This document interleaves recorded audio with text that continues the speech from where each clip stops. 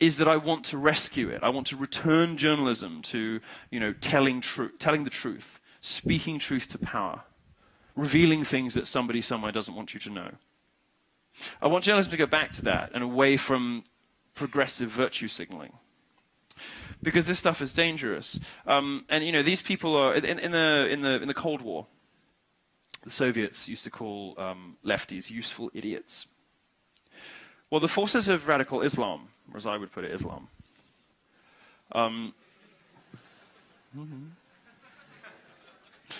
I decline to make a distinction. It is not radical Islam that wants to hang me from a crane. It is Islam. It is punishable by death to be homosexual in countries in which 100 million people live. 11 different Muslim countries. They're not Syria. They're not ISIS. This is mainstream Muslim society that oppresses women and murders homosexuals. Those are just the facts. And if you can't get over that and get through that, get your head around that, you can't help America. Can't. This is just what they are. And I would very much like America to avoid that fate, which is why I'm worried about the useful idiots, and why I do the sort of college tour and take the mickey out of other journalists so much. But you'll notice that people haven't been very happy about Trump's election. They particularly haven't been very happy in the Middle East, not least because, they don't have the access they used to through the Clinton Foundation donations. No, it's... Does anyone here know a gay person who voted for Hillary Clinton? Yeah? All right, I will issue cyanide after this talk. Because, just in the interest of preserving the species from that much stupid, from that much fucking idiocy. The woman who takes hundreds of millions of dollars from countries that execute homosexuals and then comes back to the US and it's like, oh, we love gays, we love gays. I'm gonna make my avatar on Twitter rainbow. Well, not me anymore, but whatever. Sad, isn't it sad? Isn't it sad? Isn't it sad? No, we're gonna rainbow our avatar and then take money from Saudi Arabia. Fuck you, woman. So glad she lost. So happy about it. But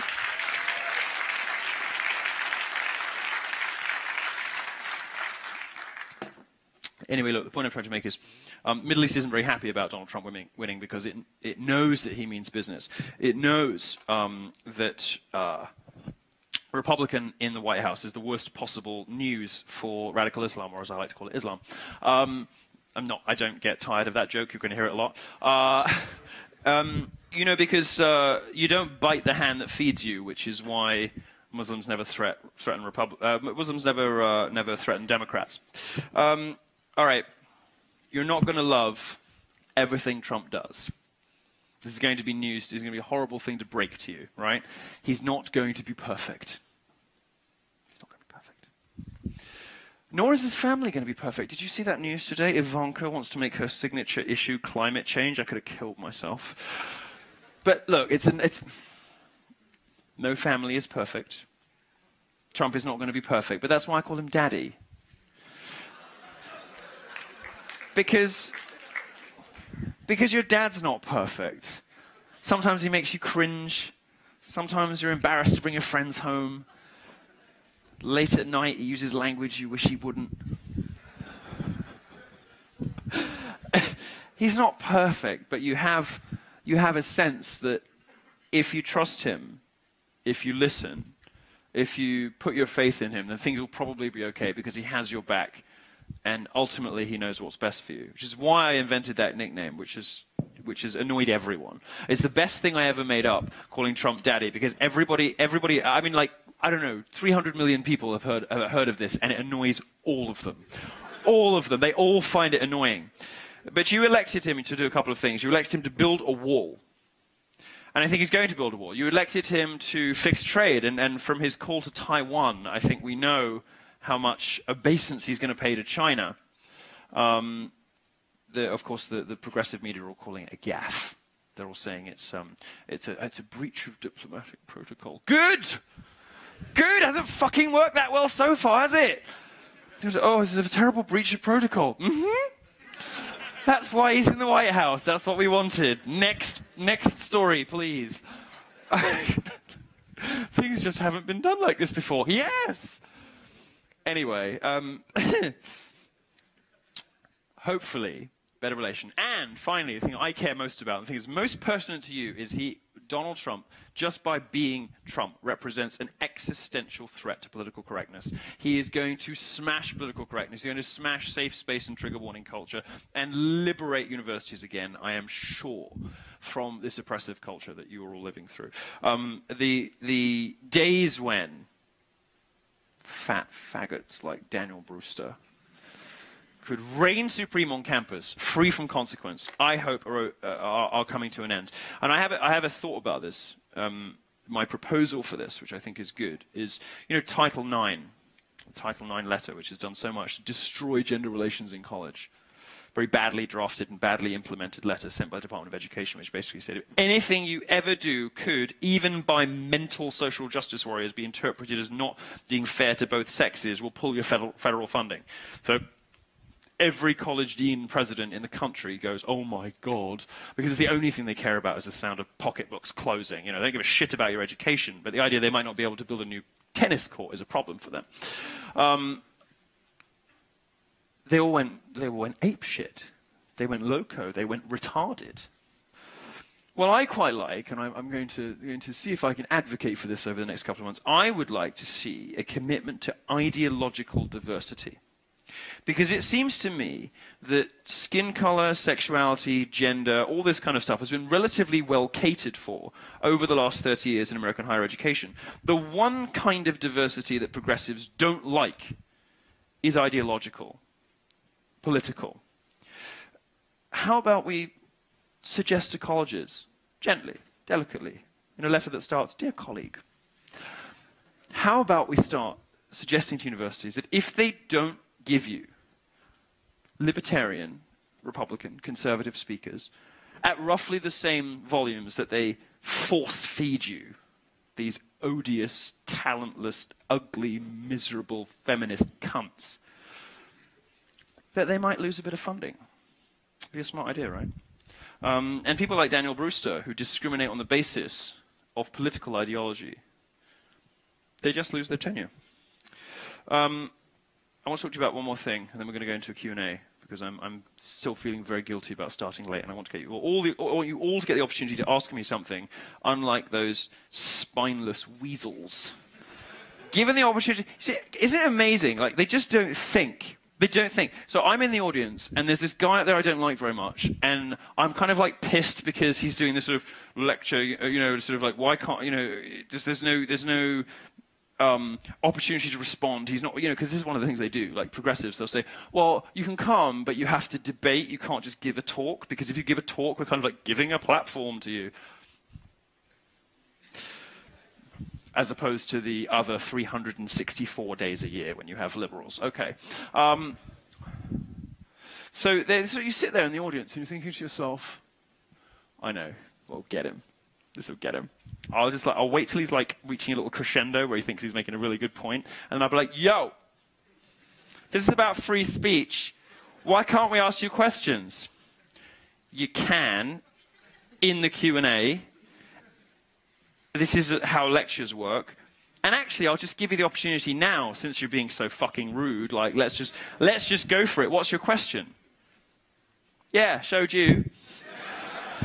I can't get over it. I can't get over it.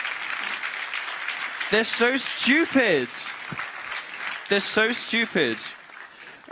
Okay, last thing I want to talk about. Ben Carson, who's just been announced the head of the Housing and Urban Development. Head of Housing and Urban Development. I love that, you know, Dr. Ben Carson, you know, the surgeon with the miracle hands, you know, this great, thoughtful, brilliant man is being called, you know, horribly unqualified. You know, by the left, their only qualifications come from, oh, well, anyway. He's wonderful, and we did all spend some time during the primaries making fun of his voice. I did myself suggest on occasion that he should probably lay off the Xanax. if only he'd done the coke that it looked like Trump was doing in the Hillary debates. No, I'm kidding. I'm kidding. I'm kidding. I'm kidding. I still want to be press secretary. I'm joking. I'm joking. I'm joking. Joking. I'm joking.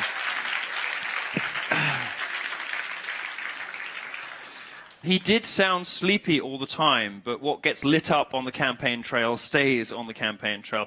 One of the reasons I like him is he's a sort of dissident minority like me.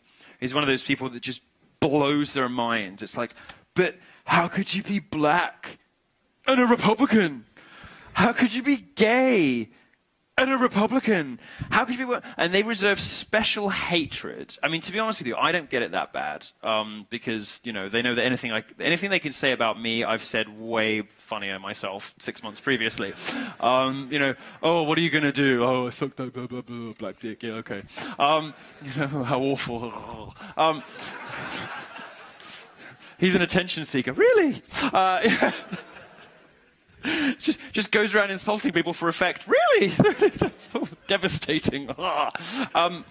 No, anything they can say about me, I've already said about myself. But they reserve special loathing and hatred, vitriol. It's a disgusting kind of language for women and blacks who go off ideological reservation. They're sort of seen as ungrateful.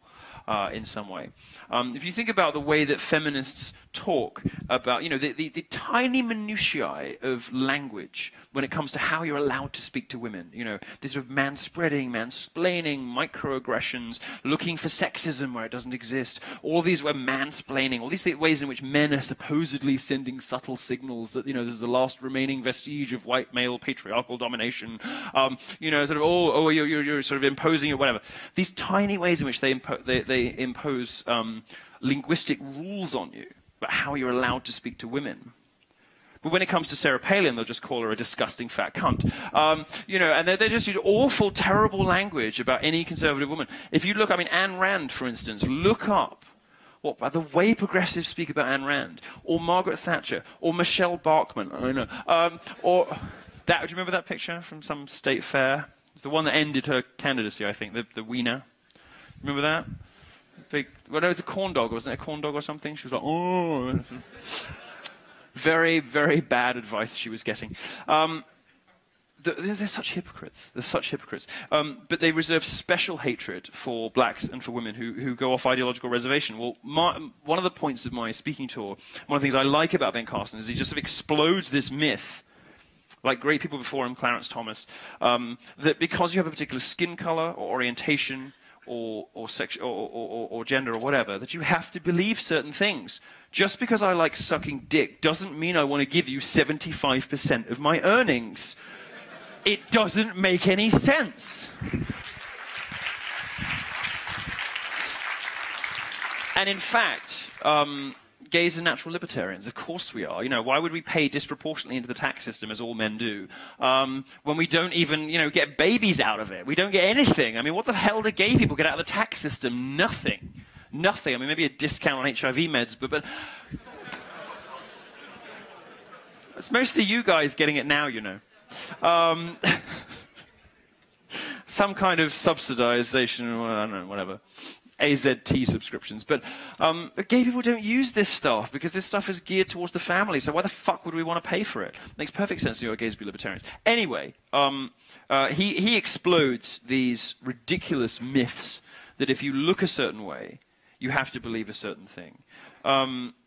It's funny, you know, Ben Carson was liked enough to cameo in Farrelly Brothers comedies, but now he's being burned in effigy by the leftist media. Just an example of how national treasures become hated the minute they become Republicans. But Donald Trump's presidency, I think, represents a sort of sea change in this. It represents a moment America stood up and said, you know what, this is fucked. This is really fucked. It's wrong. Some of the people in the left-wing media are the most bigoted, disgraceful people that it is possible to imagine. The least well-qualified people to lecture me on how I live my life. And these are the people who are the arbiters of sexism and racism and what it means to be a good person in public life. And they're the least qualified people imaginable to make those kinds of determinations. And I think, you know, when you look at Ben Carson and Diamond and Silk and Peter Thiel and me and, you know, all these various people who embrace Donald Trump, embrace the glamour and aspiration, the fresh start, the total dismantling of political correctness. represented by Donald Trump, you begin to see a little glimmer of how bright the future could be. A little shaft of light, a little hope, a little promise that perhaps America is not completely lost to the forces of progressivism. And I don't think it is. I don't think it is. Ben Carson, like so many of Trump's other cabinet appointments, really gets it. We're going to have a cabinet full of glorious deplorables. It's going to be wonderful. You know, New York Magazine reported with horror that General Michael Flynn, who is one of Trump's new security advisors, was a Milo Yiannopoulos fan. And they reported it with sort of like, oh, God, how could this be the case? Well, it's obviously the case. I'm really funny. But what they're trying to sort of isolate, and they're trying to, you know, demean and belittle. And they came after Steve Bannon, who's the sort of executive chairman of where I work. And it's not working anymore. It's not working anymore. You can't just throw out these terms, racist, sexist, homophobe, transphobe, and expect it to destroy people's reputations. When they came for Steve Bannon, which you'll all have heard about by now, it was a test. They were testing Trump's nerve, testing his resolve. And he won. He beat them, proved himself. Everything the media had was thrown at one man. And Trump didn't buckle. That's remarkable. That shows remarkable strength of character. And it's a good sign. It's a good sign for his presidency. And I think people like Ben Carson are further undermining the assumptions of the left that you have to look a certain way or behave a certain way to succeed in public life. I'm very happy to take your questions. I've been talking a little bit about just current events and trying to be relative.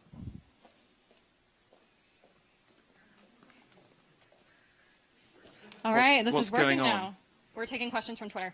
Oh, perfect. Well, fine. Well, thank you very much. Thank you, and I'm happy to take your questions from Twitter. They didn't. All right. So They didn't tell me I was going to get a glamorous assistant. Oh, well, thank you. I'm here to help you. Wonderful, wonderful. Okay, so first question from Twitter. Do you think Trump's presidency will reflect his personality during his campaign or his acceptance speech? Oh, I hope so. Oh, the campaign or the acceptance speech? Yeah. Oh, well, I hope the campaign. I want it to be as obnoxious and bombastic and irritating as possible. My view on this stuff is, you know, that nothing bad happens when social justice warriors show up, call you a racist, call you a sexist, suggest that you're, you know, perpetuating negative stereotypes, tell you all of these awful things, and say, oh, you're a threat to student safety. Give me a fucking break. You know, nothing bad happens when you turn around and say, go fuck yourselves. Nothing bad happens. And Donald Trump's candidacy is a perfect example of not only does nothing bad happen, but good things start to happen. Wonderful things start to happen when you stop caring what the worst people in society think of you. The people who, I mean, feminists, if you think about gender studies departments, are just populated by miserable dykes. I say it with love. No, I do. My fellow lesbians. My fellow LGBT community members are awful. They're terrible, and they're incredibly, you know, preoccupied with how to make men's lives miserable. These are the worst people in the world to tell young girls what their relationship with men should be like. The Black Lives Matter movement, worst people in the world to tell you how to make black communities more successful and prosperous. I think that Donald Trump's massive middle finger to this entire nexus of awful people, people who came so close to ruining this country, I think what Donald Trump represents is an existential threat to all of them, to their livelihoods and to the legitimacy of all of their arguments. And it's wonderful. I very much hope his presidency sort of crashes from crisis to crisis, as the media would put it, and instead reveals that all of the structures that we thought were there to protect us actually were there to protect someone else. This sort of the diplomatic protocol between blah, blah, blah. Well, I think what's going to become very clear is that, you know, Trump knows what he's doing. You don't just go from like reality TV star to president being an idiot. He knows what he's doing. And he knew what he was doing making that phone call to Taiwan. And it's very obvious to me that everything he does is you know, sort of the inspirational stroke of genius smart. And I hope that he continues to troll everyone for the entire duration of his presidency, because it's working out pretty well so far. I decline to make a distinction. It is not radical Islam that wants to hang me from a crane. It is Islam. It is punishable by death to be homosexual in countries in which 100 million people live. 11 different Muslim countries. They're not Syria. They're not ISIS. This is mainstream Muslim society that oppresses women and murders homosexuals. Those are just the. My own profession is full of scum. My own profession is full of the worst people I have ever met in my entire life. And the only reason I still desperately try to cling on to the label of journalist, despite the fact that I now do this for a living, is that I want to rescue it. I want to return journalism to, telling the truth, speaking truth to power, revealing things that somebody somewhere doesn't want you to know. Fact. And if you can't get over that and get through that, get your head around that, you can't help America. Can't. This is just what they are. And I would very much like America to avoid that fate, which is why I'm worried about the useful idiots and why I do the sort of college tour and take the mickey out of other journalists so much. But I want journalism to go back to that and away from progressive virtue signaling, because this stuff is dangerous. These people are in the Cold War. The Soviets used to call lefties useful idiots. Well, the forces of radical Islam, or as I would put it, Islam,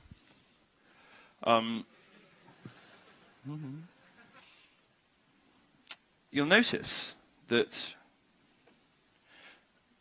people haven't been very happy about Trump's election. They particularly haven't been very happy in the Middle East, not least because, they don't have the access they used to through the Clinton Foundation donations. No, it's... Does anyone here know a gay person who voted for Hillary Clinton? Yeah? All right, I will.